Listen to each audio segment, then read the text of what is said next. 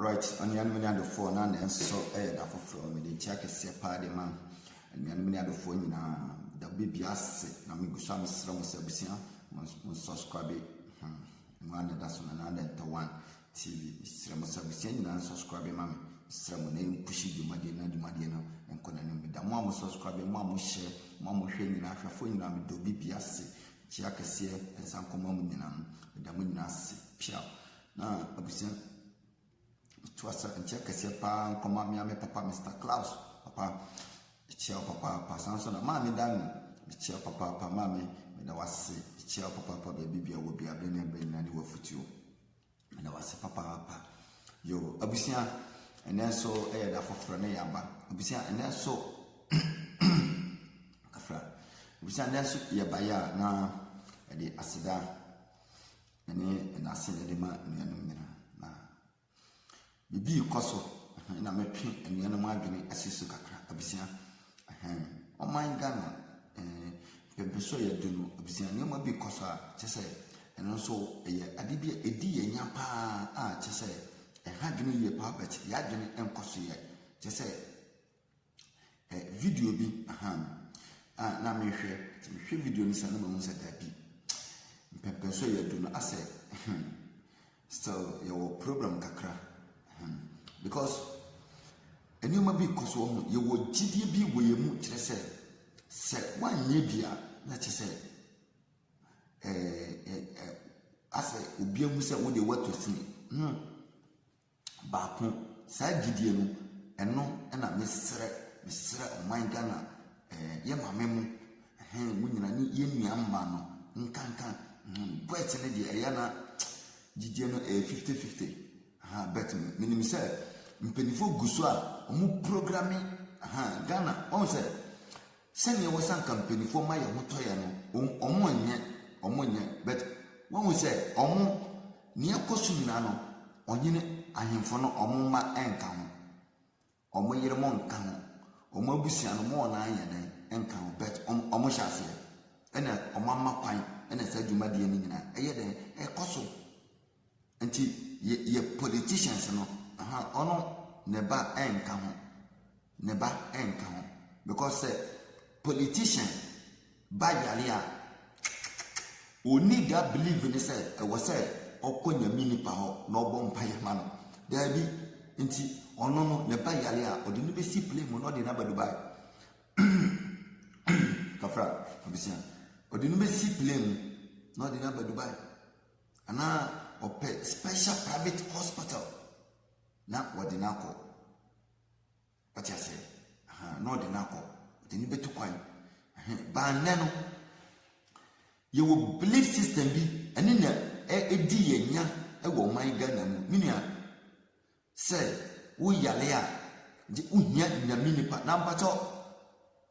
won say because of that no o man penisa oba obema ye one district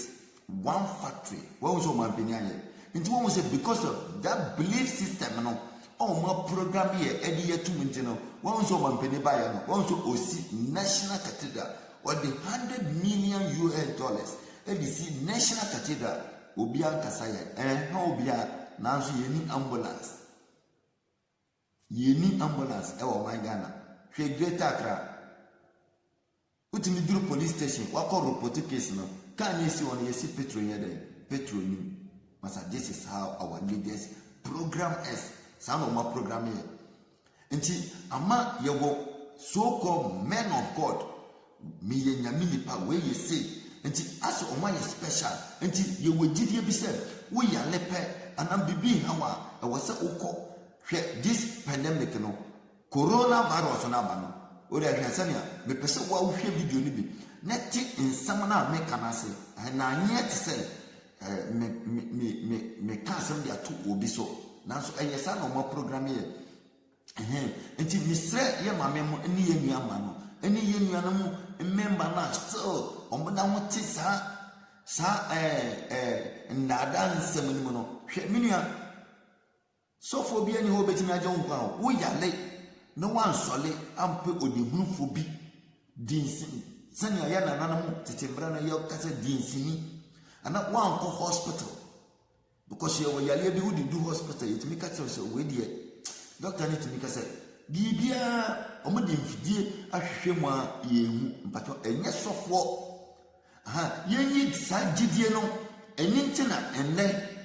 enne yamamre nyina no yato ni nyina tene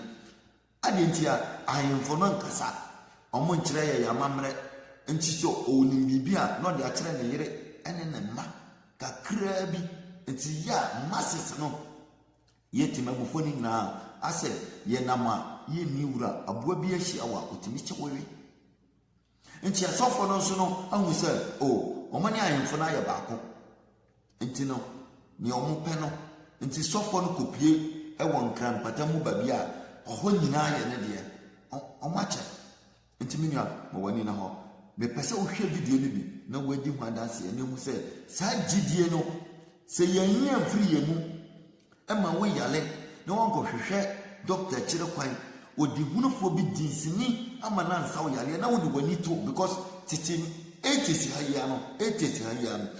kura me mfa wo ko akire o 80s se BBC a ya fa se akomfo bi a wo akom no akom na afa wo no ene na ye kase ya fa nko konfo peni ho na ye nkase wo boda mo akom fa wo akom afa na ye de wako na ya tete ene asofo na agi sa aduma no se nti no mo Bible school Bible school owi ya 3 months owie Bible school 3 months na so pe eno ano no oyenya minipa na ya mani certificate ye mpeni fa gi wanyere de etum ama ye ya mambre na eye akom esi uso esi nipa no so otimi ka abrabo ne eba be si nyina de akere wo no da bi mpeni fa twa ni nyina mu ena omo de da ni Bible school enti King Leopold the second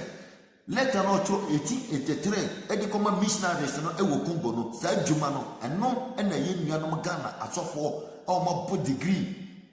ene no omo de adwuma no enti omo nya adwuma bia nanso school owo no untimi ni ono no school wo ye ne mema kra untimi nkobi ka no demu no ono nya minipa no untimi nda sa ka ne bi muda na wo de awu ni shoe o she kra untimi nya bi ntoda because ni shoe keke so for ni shoe you be jetri minia ma wani na ho enti sa gidi ma me mfansia na wa hwe video ni bi na hwe video ni ya na fe wa hu gidi a still abibima aya o my Ghana ye da nkura mu a edi yenya medase medawas o de hwe video ni bi ye wi a na ya to aso medase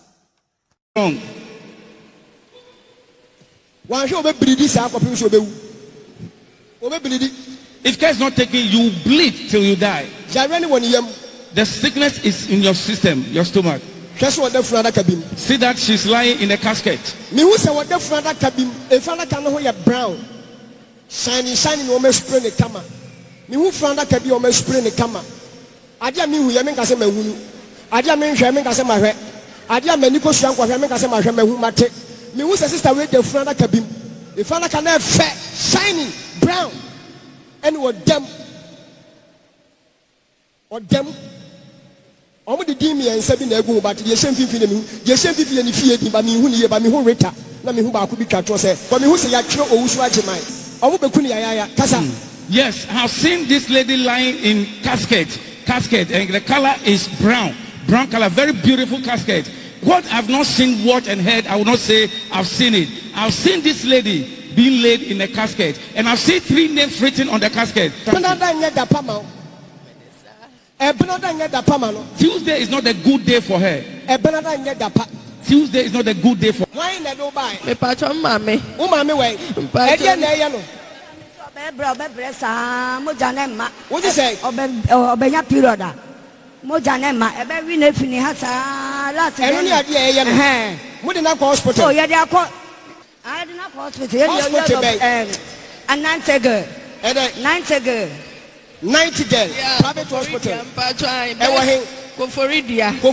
Ma ye be 8 months ni. Mi ye wie no se na nesa ye mi sa nesa ye mi biem. Ye be bompa ye Jesus be sa ya wate. Amen. Who brought you, sister, the mother? This is the mother. The mother said whenever she wants to menstruate, the blood did not flow and she will be struggling because they proceeded to Nantigel Hospital. at Koforidua, and they also did their possible best, but she's not responding to treatment. That is why they brought her here. And the Lord said, you shall receive your healing and you shall be delivered in Jesus' name.